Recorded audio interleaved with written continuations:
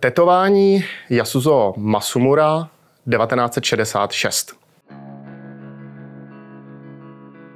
Tento film se odehrává, je to historický film, dobovka, přestože pokud si správně pamatuju, tak tam konkrétní rok nebo roky, kam je příběh zasazen, nejsou zmíněny, ale je to někdy mezi 17. 18. začátkem 19. století.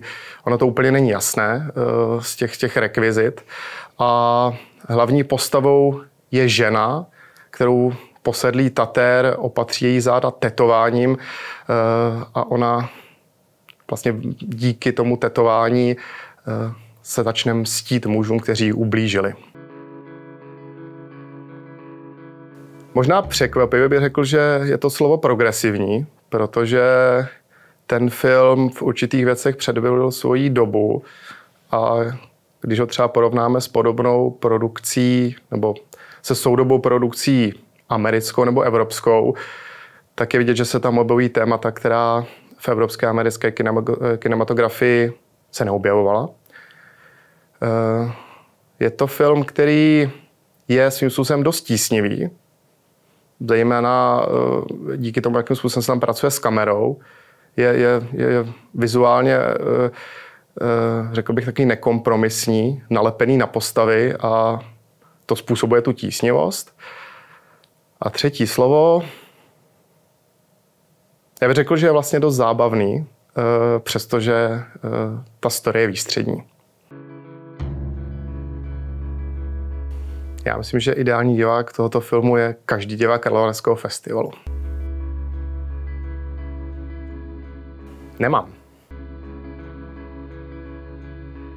Nikdy jsem necítil tu potřebu a mám pocit, že bez toho to moc nedává smysl.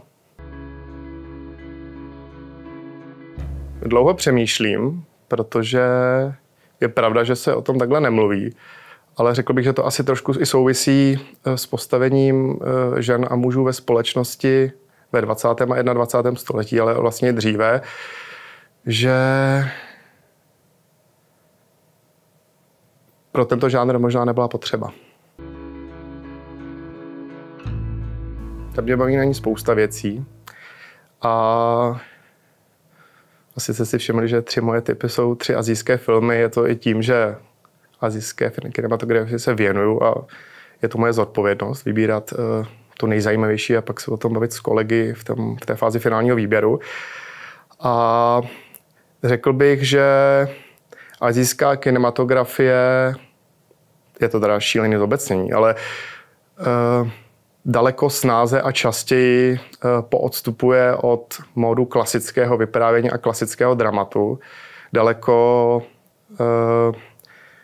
klidněji a trpělivě pracuje s časem. A mám pocit, že když koukám na asijské filmy, tak tam vidím více nového a méně šablon, ale to vlastně může být i kulturním rozdílem a tím, že jsem amerických a evropských filmů a českých filmů viděl stovky a tisíce a těch asijských jsem pořád viděl výrazně méně.